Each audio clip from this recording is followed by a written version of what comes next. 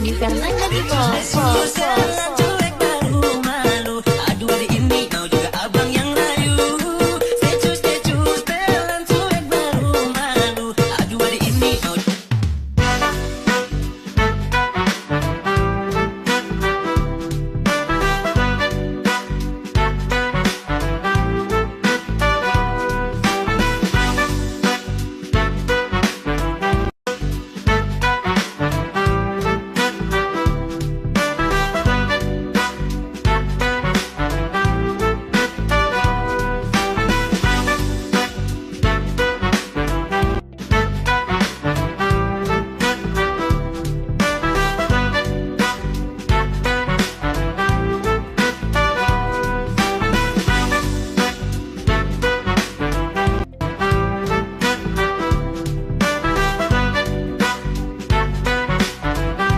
Assalamualaikum warahmatullahi wabarakatuh. Salam sejahtera bagi kita semua. Salam Om Swastiastu, Namo Buddhaya, dan juga salam kebajikan. Yang terhormat Ibu Christine Prestari Kalukito SIMM selaku dosen pengampu mata kuliah manajemen keuangan dan juga perbankan yang ada di Universitas Pamulang. Serta teman-temanku sekalian yang sedang menonton video presentasi kami dari kelompok 6 melalui video di YouTube. Pada kesempatan kali ini izinkan kami untuk memaparkan sebuah topik yang sangat relevan di dunia bisnis modern, yaitu adalah restrukturisasi perusahaan. Dalam presentasi ini, kami akan mengajak teman-teman untuk melihat mengapa restrukturisasi perlu dilakukan, bagaimana caranya, dan juga apa dampaknya bagi perusahaan maupun pengakui kepentingan lainnya. Semoga materi yang akan kami bawakan pada hari ini bermanfaat dan dapat menambah wawasan kita semua tentang bagaimana sebuah perusahaan bisa bangkit kembali melalui langkah-langkah restrukturisasi yang tepat. Restrukturisasi perusahaan ini dalam dunia bisnis yang terus berkembang dan juga berubah dengan cepat. Setiap perusahaan dituntut untuk selalu beradaptasi dengan berbagai perubahan yang terjadi di lingkungan bisnis mereka. Perusahaan tidak dapat terus beroperasi dengan cara yang sama untuk selamanya terus-menerus, teman-teman, karena kondisi pasar, teknologi, persaingan, dan juga berbagai faktor eksternal lainnya terus mengalami perubahan yang sangat signifikan.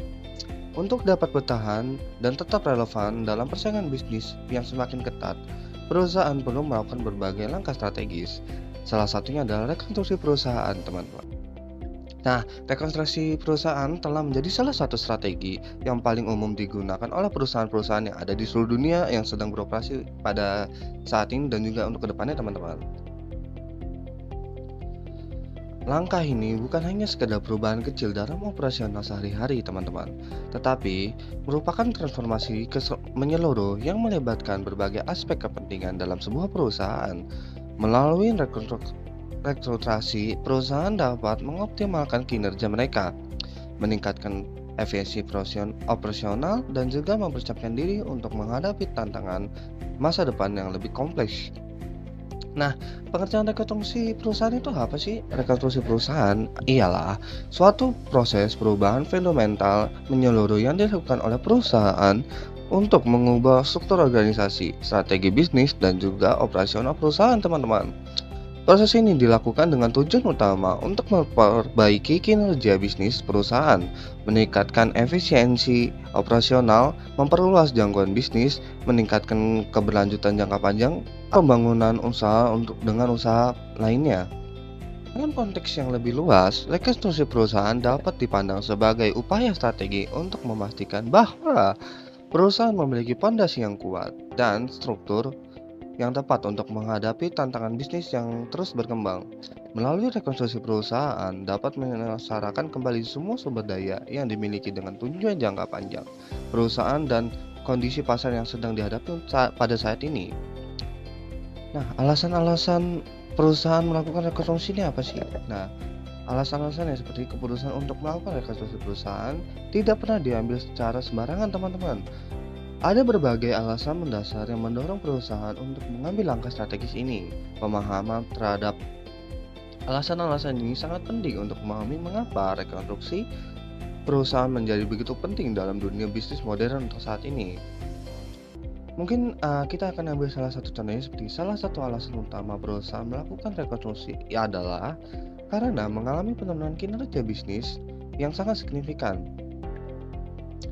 Ketika perusahaan menghadapi penurunan penjualan yang berkelanjutan, maka perusahaan perlu melakukan evaluasi menyeluruh terhadap struktur dan juga strategi bisnis mereka, teman-teman.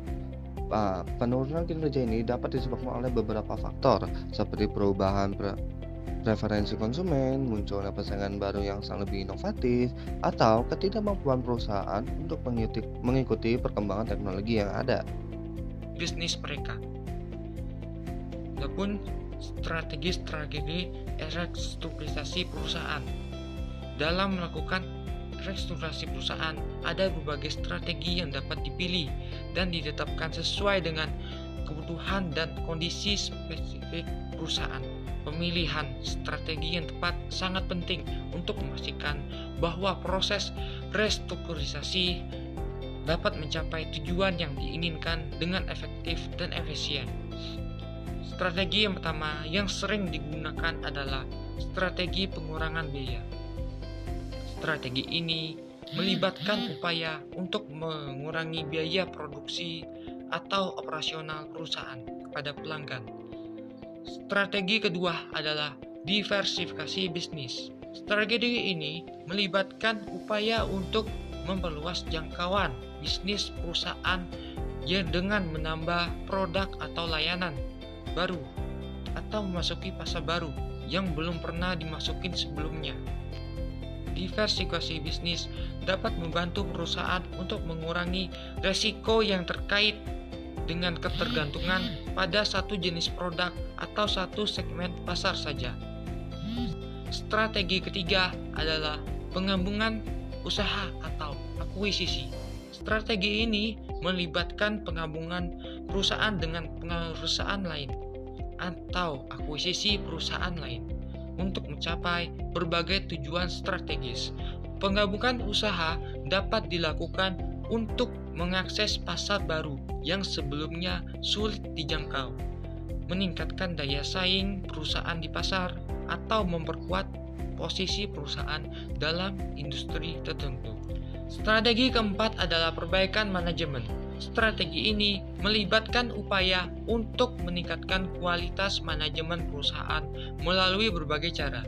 Perbaikan manajemen dapat dilakukan dengan merekrut manajemen yang lebih kompeten dan berpengalaman, meningkatkan sistem dan proses manajemen yang ada, atau mengoptimalkan penggunaan sumber daya yang tersedia. Strategi kelima adalah peningkatan teknologi.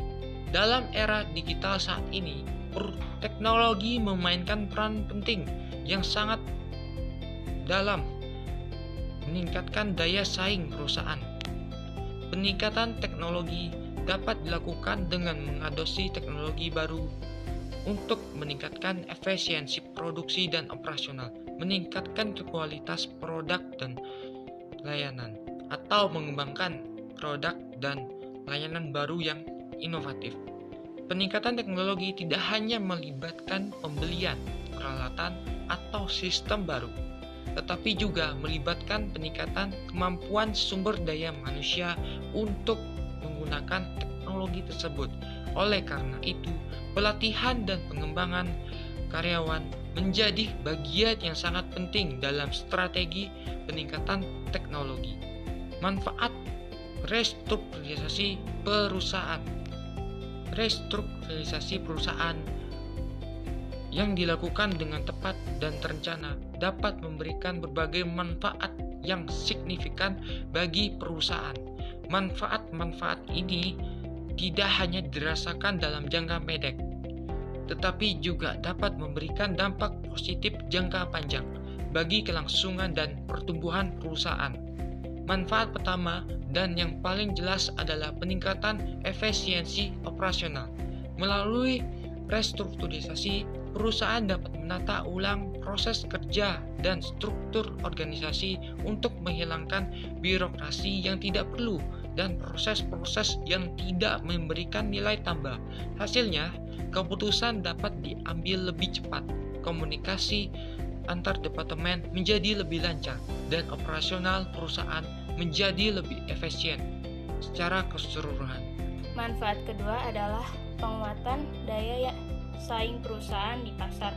Restrukturisasi memungkinkan perusahaan untuk menyesuaikan diri dengan kebutuhan pasar yang terus berubah. Perusahaan dapat mengembangkan produk baru yang lebih sesuai dengan preferensi konsumen, memperbaiki layanan pelanggan untuk meningkatkan kepuasan konsumen, atau mengadopsi model bisnis baru yang lebih kompetitif. Dengan demikian, perusahaan dapat tetap relevan dan kompetitif di tengah persaingan yang semakin ketat.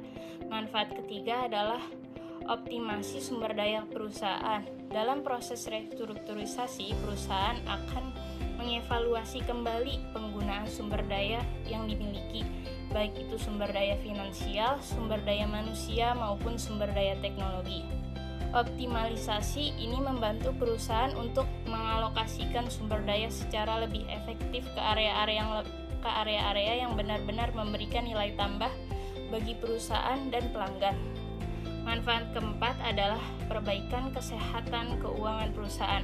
Restrukturisasi juga dapat mencakup berbagai upaya untuk memperbaiki kondisi keuangan perusahaan seperti negosiasi utang dengan kreditor, restrukturisasi modal untuk mengoptimalkan struktur permodalan, atau efisiensi biaya operasional untuk meningkatkan margin keuntungan. Manfaat kelima adalah meningkatkan kemampuan adaptasi terhadap perubahan. Di era transformasi digital, perusahaan regulasi dan ekspektasi pelanggan yang terus meningkat, kemampuan untuk beradaptasi dengan cepat menjadi sangat penting bagi kelangsungan perusahaan. Restrukturisasi membantu perusahaan untuk membangun struktur organisasi dan sistem operasional yang lebih fleksibel dan responsif terhadap perubahan. Dengan kemampuan adaptasi yang lebih baik, perusahaan dapat merespon perubahan pasar dengan lebih cepat dan efektif. Yang selanjutnya, pentingnya manajemen perubahan dalam restrukturisasi. Salah satu aspek yang paling krusial dalam proses restrukturisasi perusahaan adalah manajemen perubahan. Restrukturisasi pada dasarnya adalah proses perubahan yang besar dan komprehensif, dan tidak semua orang mudah menerima perubahan, terutama jika perubahan tersebut berdampak langsung pada pekerja dan kehidupan mereka sehari-hari. Manajemen perubahan yang efektif sangat penting untuk memastikan bahwa proses restrukturisasi dapat berjalan dengan lancar dan mencapai tujuan yang diinginkan. Tanpa manajemen perubahan yang baik, restrukturisasi dapat menghadapi berbagai hambatan dan resistensi yang dapat menghambat atau bahkan menggagalkan seluruh proses. Langkah pertama dalam manajemen perubahan adalah memahami dampak psikologis dari perubahan terhadap karyawan. Perubahan dapat menimbulkan berbagai emosi, mulai dari ketakutan dan kekhawatiran hingga resistensi dan penolakan. Karyawan mungkin khawatir tentang keamanan pekerja mereka, perubahan dalam tanggung jawab dan wewenang, atau kemampuan mereka untuk beradaptasi dalam sistem dan proses baru. Untuk mengatasi hal ini, perusahaan perlu meningkatkan strategi komunikasi yang efektif dan komprehensif. Komunikasi harus dilakukan secara terbuka dan jujur dan transparan. Karyawan perlu memberikan informasi yang jelas tentang alasan dilakukannya restrukturisasi, manfaat yang diharapkan, dan bagaimana perubahan tersebut akan memengaruhi mereka secara pribadi. Selain komunikasi, pelatihan, dan pengembangan, karyawan juga menjadi bagian penting dari manajemen perubahan. Karyawan perlu memberikan pelatihan yang memadai untuk membekali mereka dengan keterampilan dan pengetahuan yang diperlukan untuk bekerja dan struktur organisasi yang baru. Pelatihan ini tidak hanya mencakup aspek teknis, tetapi juga aspek soft skill seperti kemampuan beradaptasi dalam manajemen stres. Dukungan manajemen juga sangat penting dalam proses manajemen perubahan. Manajemen perlu menunjukkan komitmen yang kuat terhadap proses restrukturisasi dan memberikan dukungan yang perlu kepada karyawan. Manajemen juga perlu menjadi role model dalam menghadapi perubahan dan menunjukkan sikap positif terhadap perubahan yang terjadi. Aku hanya memikirkan satu peraturan penting. Kenapa kau lakukan hari ini kalau kau bisa melakukannya besok? Hahaha.